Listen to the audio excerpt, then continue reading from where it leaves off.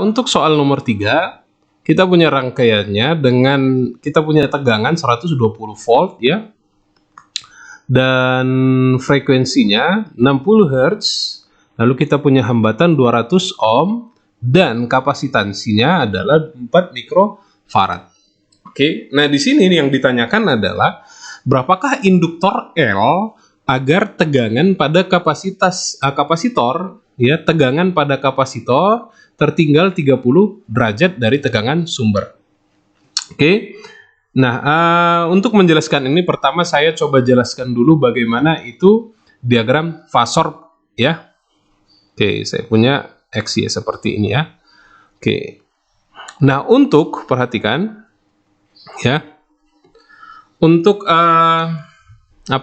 untuk bagian resistor ya, maka kita punya ya, saya punya warna biru. Kelihatan nggak? Iya, kelihatan ya. Oke, sebentar saya tebelin dulu. Oke, kita punya warna biru seperti ini ya. Ya, ini adalah untuk arus ya, arus. Oke, lalu untuk tegangannya ya dengan cara yang sama ya, untuk resistor itu antara tegangan dan arus itu sefase ya, makanya di sini kita sebutkan tegangan dan arus sefase ya. Oke. Nah, sekarang kita lihat bagaimana kalau saya punya untuk induktor ya. Untuk induktor perhatikan kita punya namanya arusnya adalah ke sana ya, ini arus kita. Lalu untuk tegangannya itu seperti ini ya. Perhatikan di sini kita dapatkan ada sudut theta ya, yaitu 90 derajat ya. 90 derajat. Nah, ini tadi adalah arus dan ini adalah tegangan ya. Ini untuk kasus induktor. Ya, untuk induktor kita dapatkan antara arus dan tegangan itu ya. Maksudnya tegangan mendahului ya. Tegangan mendahului arus, artinya ketika arus masih di sini, tegangan sudah di sini. Ya, ini kita sebutkan tegangan mendahului arus 90 derajat. Ya. Nah, bagaimana untuk kapasitor kita? Ya, maka kita dapatkan untuk kapasitor ternyata ya seperti ini adalah arus kita tadi ya, dan ternyata dia seperti ini bentuknya ya.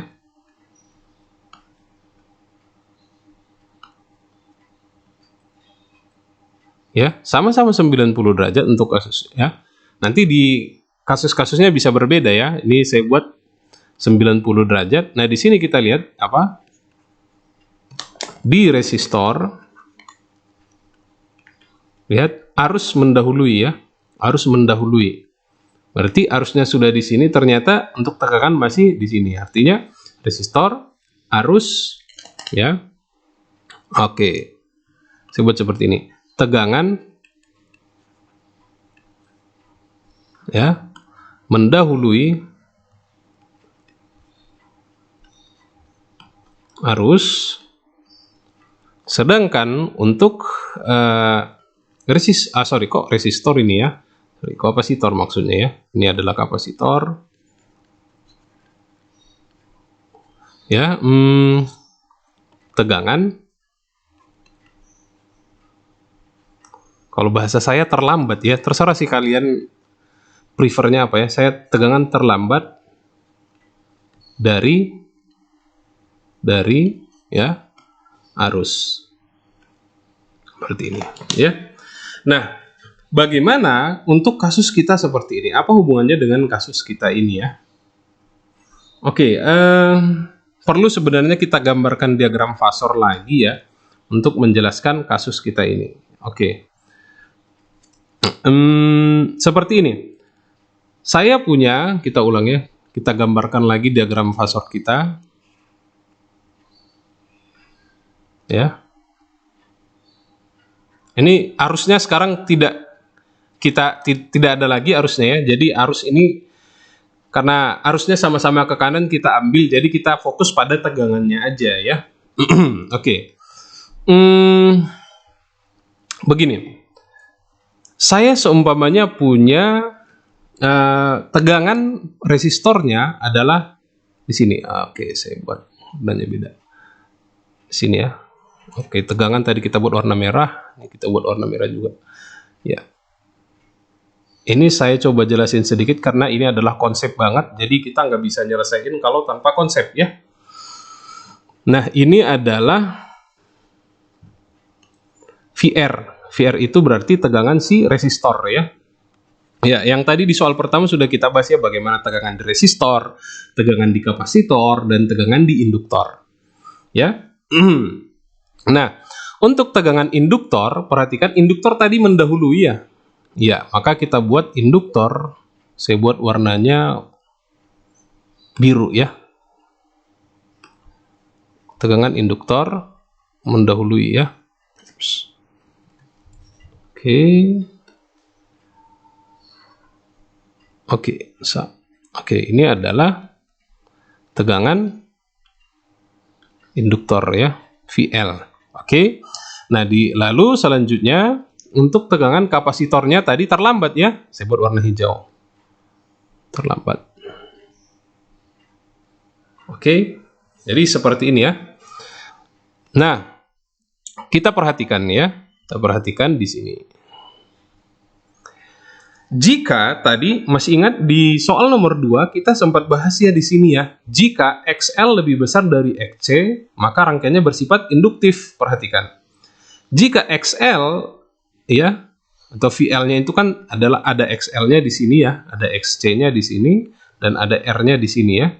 Jika XL-nya lebih besar dari XC, otomatis VL-nya akan lebih besar dari VC. Ya kan? Maka kalau seumpamanya saya ke atas 10, ke bawah ini ada 2, maka totalnya berapa? Ada 8 ke atas, kan gitu ya. Maka saya buat warnanya apa nih? Warna kuning contohnya, mudah-mudahan kelihatan. Oke, maka ini kasus ya jika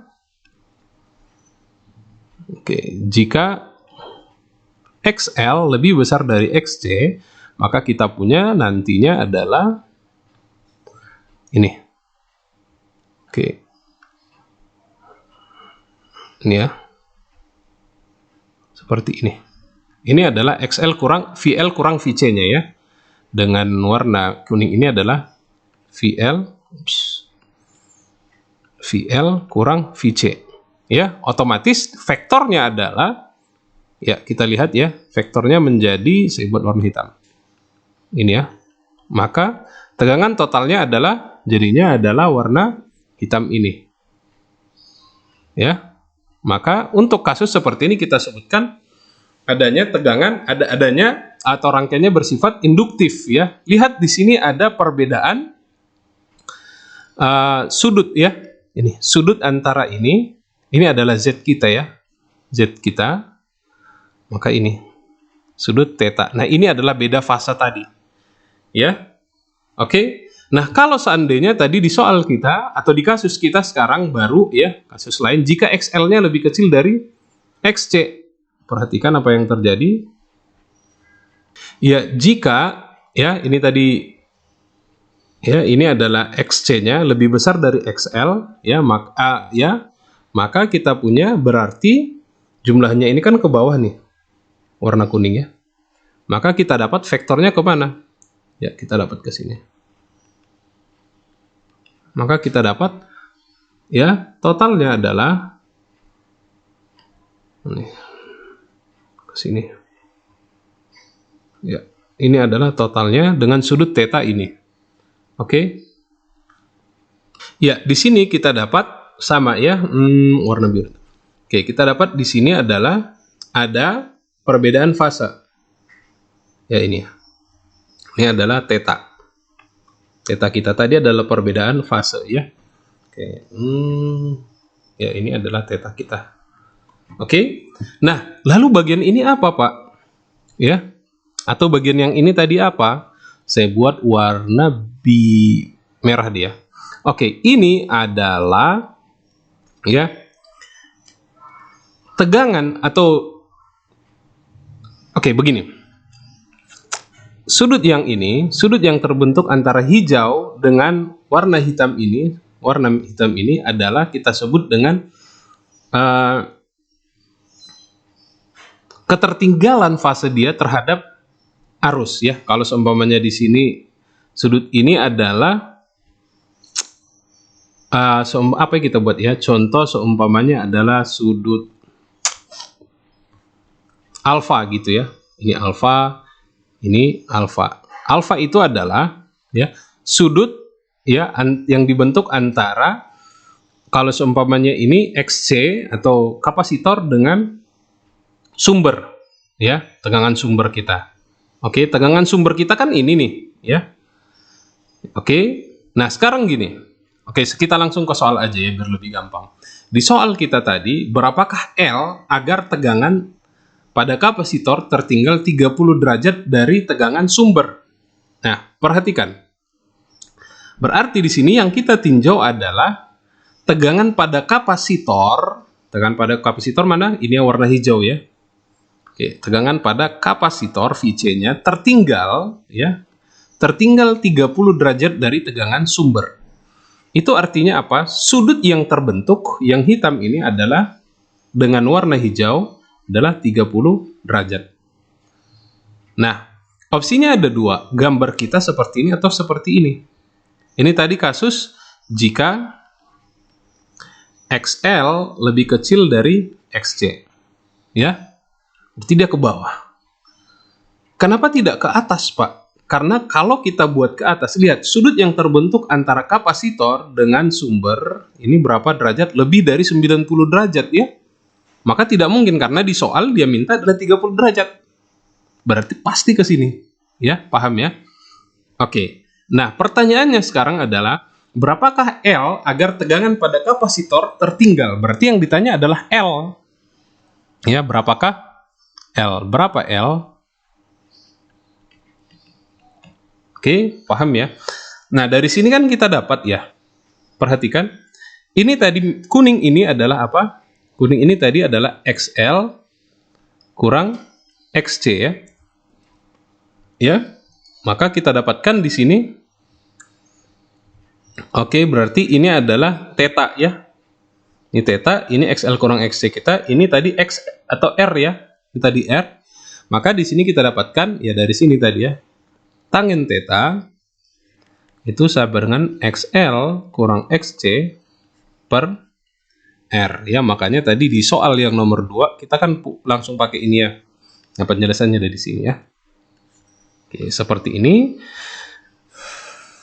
Oke, di mana tangen theta di sini adalah minus 60 derajat ya. Karena kan ini 30 derajat, pasti ini adalah 60 minus 60 derajat. Karena dia ke bawah, di bawah ya. Kalau 60 derajat positif ke sana, berarti ini minus 60 derajat.